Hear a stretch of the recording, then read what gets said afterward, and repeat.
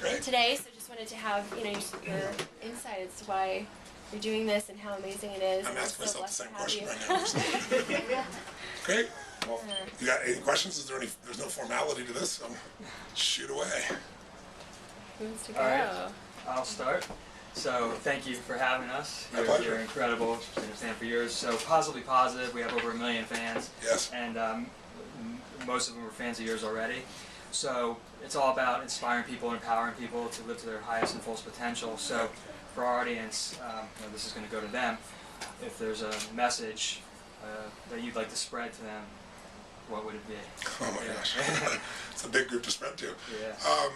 Gosh, there's so many messages. I think it's really important for people who are in a position where they're feeling a challenge, a significant challenge in life, whether it be financial or emotional or relationship or anything else, to realize that no season ever lasts forever. Winter's not forever. We're in a winter financially in this country. You're seeing every day new information coming out saying that the economy's getting better, but any intelligent person isn't going to just be positive. I believe in being smart. And being smart means you need to anticipate what's coming. If you play a video game against a child, there's no question who's going to win in most cases. It's because that child is not faster and younger, it's they played this game before. So they know the bad guy's here, here, here, and they're able to anticipate and go, shoot, you go out there as someone at a different stage of life and you have no idea what's happening and you're dead in a few moments because you're reacting. So I think in order to not just be positive, but to be effective in your life, you have to anticipate what's coming. And the first step is to understand you have to do the right thing at the right time. If you buy a house, great thing to do. 2006, wrong time. Right thing, wrong time. Right thing, wrong season, you're in trouble. So it's really important to not only be positive, but to be smart and say, okay, what season are we in and how do I take advantage of the season? Because every season has a great benefit. Right now, we're in an economic season called winter, and that season's probably not going to disappear for a long time. We're in a situation where we have 15 trillion in debt, 110 trillion plus in unfunded liabilities. You go, why are you telling me this on positivethinking.com or positively positive? Because you need to be positively positive about what's really true so you can take advantage of it. That's the way I look at it. I don't believe in hiding it. I don't believe in going to your garden and chanting, there's no weeds, there's no weeds, there's no weeds. I believe find the weed, tear it out. That's where you're really positive. That's where it really matters. So I think people need to prepare themselves and say, how do I educate myself to take advantage of those times? How do I do well in difficult times? I think that's one piece. I think another piece is if you're in an emotional season, you're going through a tough relationship, or you're having a difficult time with a job, or you're having a difficult time, in your body, whatever the case may be, it's to know no matter how difficult the situation is, it won't last forever. What follows the night is the day. What follows the winter is the springtime. And what you want to be doing is doing what's necessary to prepare yourself so you can take advantage of the next step. So, in essence, my original teacher, Jim Rohn, taught me something at the most basic level I never forgot, which he said, Tony, for things to change, you got to change. I don't know if that's true anymore. I don't know if it is. For years, I believed that. Today, people say, I have to work on change. You don't have to work on change. Change is automatic. Progress is not. Right? Your body's going to change whether you want it to or not over the years. Your relationships are going to change. The economy is going to change. But whether or not that change is progress for you is going to develop on your consciousness. What are you going to do? How are you going to direct yourself? What are you going to give? What are you going to contribute? How are you going to prepare? So, but I do believe for things to get better for you, you got to get better. And my original teacher, Jim Rohn, taught me that. I never forgot it. So I think if there's a basic message for all of us is know what season you're in, figure out how to take advantage of that season, figure out how to help friends around you take advantage of that season so you don't have to live in fear. No matter how difficult it may be, this too shall pass, but don't wait for it to pass. Change is going to happen. Don't wait for the change. Anticipate it so you can turn it into progress and constantly get better. And you don't have to worry about a whole lot in your life. You're going to be really fulfilled. As long as, my little cap on that is you understand life is relationships. That if you're going to have an extraordinary life, you have to have extraordinary relationships. You can't just master your business and economics and your body and all those things. In the end, the juice that we have, somebody gets excited about something, the first thing you do is they want to share it with somebody they care about. So if you don't have that person in your life, that might be the first place to start. Thank you. Can you just say, I'm Tony Robbins and I'm positively positive? Yeah. I'm Tony Robbins, and I think most people know I'm positively positive. I love your answer. It's like a realistic optimist. Yes, that's what it is. I believe that. I don't believe, I've never been a believer in just motivation, even though everybody thinks of me that way, as the media calls that, because, you don't know what to call something, so you pick a category, I'm a student. I'm a person that's constantly looking for what are the answers to the areas of life that matter. And I think most people major in minor things. They know more about, Lindsay Lohan's, latest debacle than they know about their own life. So I'm looking to figure out how people can improve their bodies, their sense of energy, all of that is the base of your life. Their emotions, their sense of meaning, their relationships, both intimate and interpersonal, the way they look at time and the way they use time, so time doesn't use them. The areas that really matter, like their career, or hopefully it's a sense of maybe their mission, in some people's case, hopefully not just work. And really the money, obviously financial, and then the spiritual side of life, which I think is contribution and celebration. It's like if you're not contributing, there's no spirit to it. You know, if it's just about me, you can only hold so much, feel so much. But if you contribute but you don't celebrate, like, oh, I gave my kids so much and I've contributed so much and you're mad about it, you know, there's no joy in life. And religio, in its original Latin phrase, comes from celo, which is to celebrate. And most people have forgotten the spiritual side of life is also about celebration. So those are the areas that matter to me besides business, and I'm looking always to make new distinctions or strategies or tools to help people in those areas. Awesome. Thank you so much. I'm Mary Pendergreen. I'm a psychotherapist, and I know that you help a lot of people in terms of encouraging them, motivating them. And I wanted to talk some about what your thoughts about using mental health services. Yes, I actually train. I don't encourage people and just that's not what I do. If you come to an event, you'll see. I'm about piercing people and getting people to discover who they really are and getting them to align with who they really are. I think most people, the conflict that they have inside is that we all have different parts of ourselves, and certain parts have been more acknowledged, or we needed to express certain parts to get love or respect or acknowledgement. And most people don't know who they really are. It's like people say, you know, I really don't love myself. It's hard to love yourself when you aren't being yourself. So my view is really not about people are broken, they need to be fixed, or they need to be encouraged as much as it is. They need to uncover who they are and let that shine naturally. I don't think you'll be able to work at it when they're in their true selves. So that's the first part of what I do. And then I'm giving people strategies in a variety of areas. But as far as mental services, Chloe Madonis is my partner. We've trained 100,000 therapists and psychiatrists, and about another, 75,000 probably coaches around the world. Everybody calls himself a coach these days. So I definitely do it, but I don't think they're all of equal quality or of equal caliber, as you and I both know. It's, you know, if you said the personal improvement industry, I'm embarrassed by it personally, frankly, because the majority of people are not people that I personally want to be replaced. I don't attack anybody. I think good training serves good training, but there's a lot of charlatans out there, and unfortunately they hurt the industry. I think unfortunately in the psychotherapeutic community, there's a lot of people out there that have people going to therapy forever and you don't see any real results. I think the worst part, though, is the psychiatric community where it's drugs first, foremost, and where there's not enough time with the human being to understand their psyche. And I'm definitely not drugs first. I mean, to me, drugs would be the absolute last resort. And I found that most things, how severe it can be done without drugs if you can dig in. But in the world we're in today, where the economic incentives are to drug people, unfortunately, where that's the efficiency, and where, you know, a psychiatrist, I understand you're a psychologist, is that right? Psychotherapist. Psychotherapist, great. But psychotherapists, you know what it takes to get to know somebody and dig in. You do the work and the effort, and you're probably not rewarded half as much, unfortunately, as a psychiatrist in economic terms. And it's terrible, because we're walking around with a society that has 400% more use of antidepressants than it did 20 years ago. And we're drugging our kids like crazy. Things that were normally thought of as a normal stage of development for kids, now we see as a disease.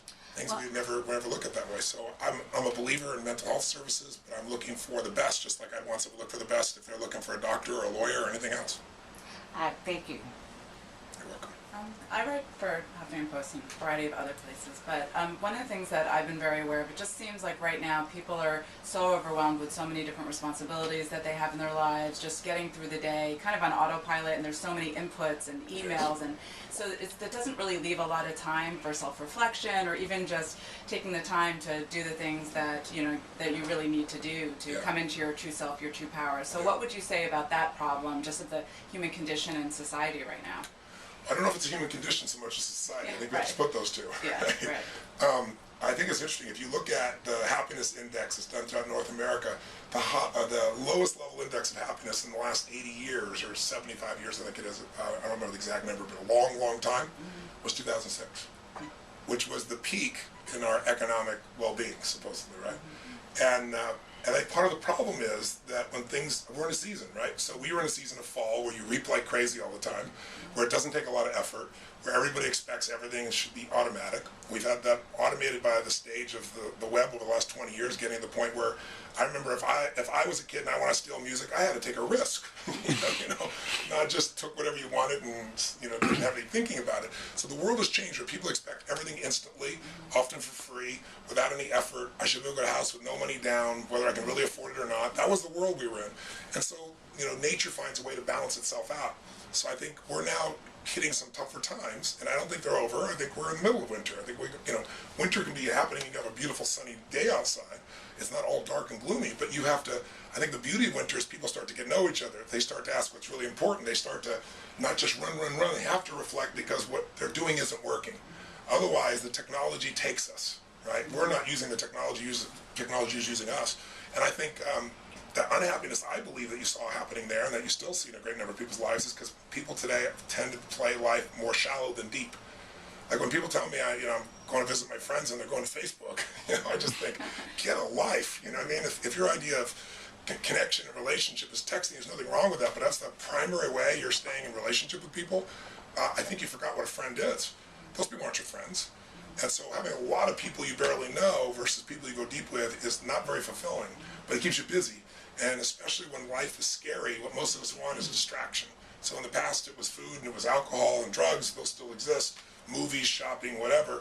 Now we have the internet, we have the web, we have social media, and also people that feel out of control, they can pick up that little phone of theirs or their little computer and they can instantly have a sense of control. And yet what I want, when I want it, I can say what I want to say, no one can stop me. You can burn people like crazy. In real life, if you try to burn somebody, there's a consequence, or at least a potential consequence. On the web, there's no consequence. So we have a bunch of people that have got addicted to a drug called technology. And that drug can also be a tool. It just depends how we use it. If we use it as a drug, we pay the price, and we feel that emptiness that you're talking about. So I don't think it's the human condition. I think it's we have created a culture where instantaneous gratification is the reward, and I think what's happening is the season's going to make us reevaluate that. Right? The season's going to make us look around and go, oh my God, this is not happening. Whenever you meet somebody, and I'm sure you've been probably many people in your life, and I've been with a lot of people when they're dying, nobody talks about the cars, the homes, or who they knew, or Jessica Simpson and what she did. You don't hear any of that crap, right?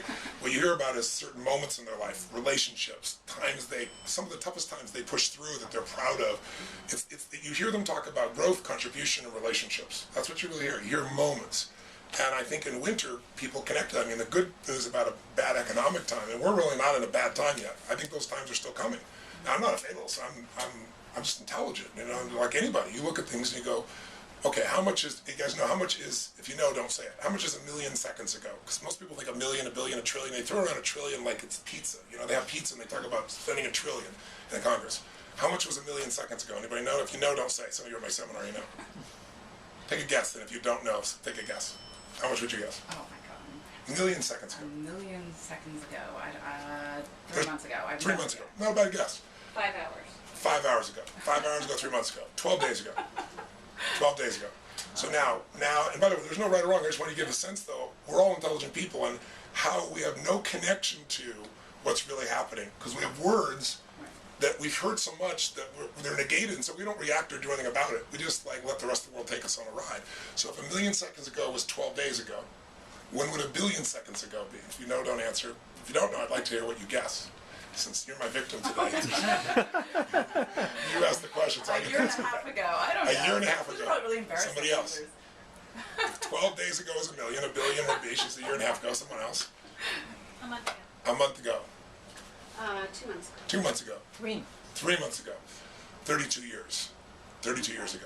Wow. Oh, wow. That's the difference between a million and a billion. Okay? So when someone says millionaires and billionaires, they're not in the same universe. Okay? But forget that story. Try the trillion number. $15 trillion of debt right now. 110, I think the last number is 117 trillion of unfunded liabilities. It means all our debt plus Medicare, plus Medicaid, plus Social Security that they've spent all our money on, other things. That's how much we really owe. So if a million seconds is 12 days ago and a billion is 32 years ago, when would a trillion be? 300 years. 300 years ago. Good guess. Clue. Take a guess. 400. 40 years ago. 250. 250 years ago. 32,000 years ago. 31,868, just under 32,000 years ago. It's when man wasn't known as man. Oh my. That's 1 trillion. you could literally, you could have been born in the time of Christ, and you could make $1 million profit, work on a business that made $1 million of profit every day, and go through these 2,000 years plus, and drive to today. You still wouldn't have $1 trillion if you made $1 million a day, every day, since the time of Christ. It'd take another century. Excuse me, I didn't say another century, another 1,000 years, not a century.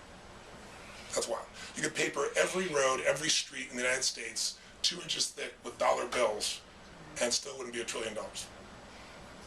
So we have 15 of those, or 100 of those. So anybody who's going to be deluded to say, oh, it's all okay now because unemployment's slightly higher because most people aren't looking and we don't count them if they're not looking, is in for a wild ride. And because we just printed $2 trillion of the money through the Fed recently. You know, the only reason we're still standing here, we're not Greece, is because we have the printing press and we won't forever. So when I look at those things, I say, when those things happen, people are going to start valuing their relationships again. You know, when those things happen, people are, you know, when it's beautiful, you don't care. When it's bad weather, everybody's got to come and work together to build the barn. And I think that's the beauty of winter. And winter doesn't have to be a bad time. Winter can be a great time. Winter can be, you know, some people freeze to death, other people ski, snowboard, spend time with their family, help each other. So I think every season has its purpose. So I think that some of the tools, the technology is going to help us during that time because people will help each other in a new way. I think that's where the technology will turn on in a positive way. But everything's how you use it, you know. So I guess that's a long answer for saying I think that the real problem is not humankind or the human condition. I think the real challenge is we just find different drugs, and technology for most people's a drug, for other people it's a tool. You have to decide how to use it. Thank you. Tony, my column and Twitter page, Single Woman, it's all about inspiring single women to live their best lives and to, you know, there's nothing wrong with wanting to fall in love, but at the same time, until love arrives, to work on, instead of trying to track down a man and find a man, to work on finding yourself. Yeah. So how would you encourage single women? Because I get a lot of messages from women who are struggling. They feel like that they don't have worth without a partner. So how would you encourage these women? I would say that the most important thing that anybody has to do, man or woman, but I think you're right, men in the past have been conditioned to associate more of their worth to what they do, and women have over time more to their relationships. And I think it may even go beyond conditioning. The biochemistry is obviously very different. Every man and every woman has both male and female energy in them, so does every woman. But most people have a tendency to have one that's stronger. And so the answer to that is you have to become a creator instead of just a hunter. If you're a hunter and you get what you want, rarely are you happy anyway. That's what most men do. And what I think you have to do instead is attract what you want. And the way you attract what you want is not just thinking positively or thinking good thoughts.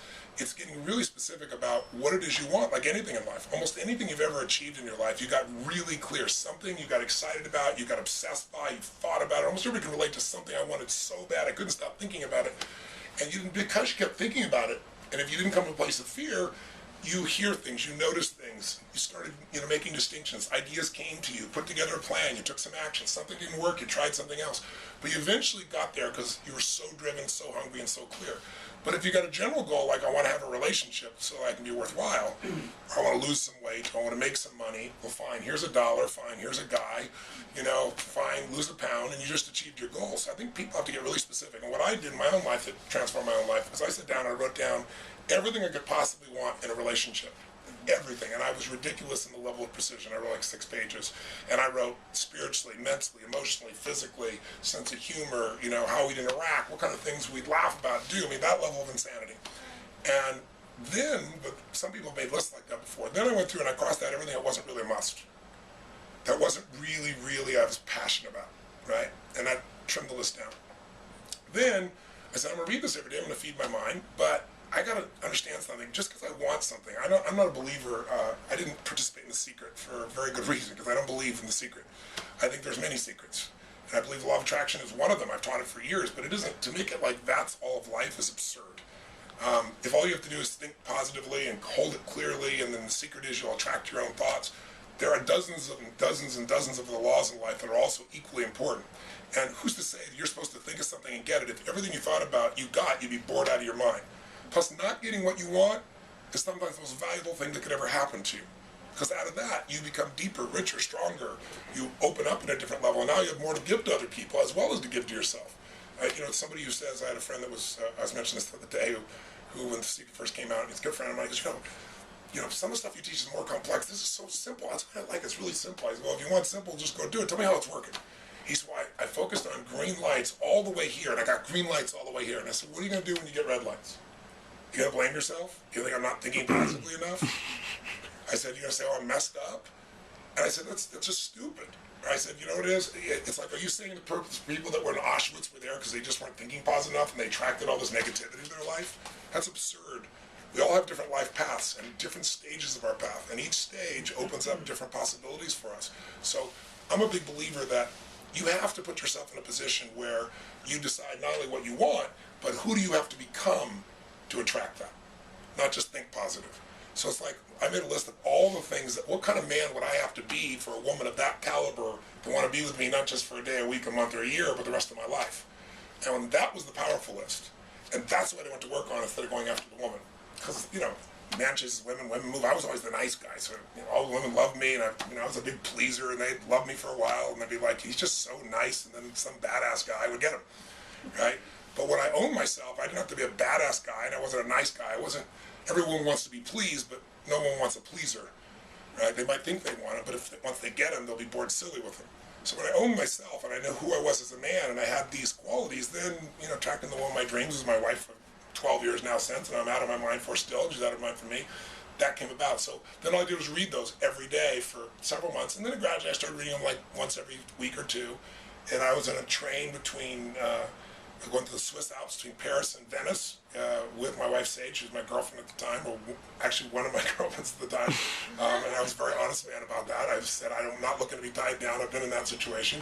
And we were doing things, we were so in sync, and I said, wait a second. And I said, and I pulled out, I used to, you know, have like a little time planner in those days, and I read it to her, and everything on the list I wanted she was. Everything I didn't want, I listed what I didn't want also. I should mention that, because sometimes you get everything you want, and then you get a few things you don't want, and they mess up everything else.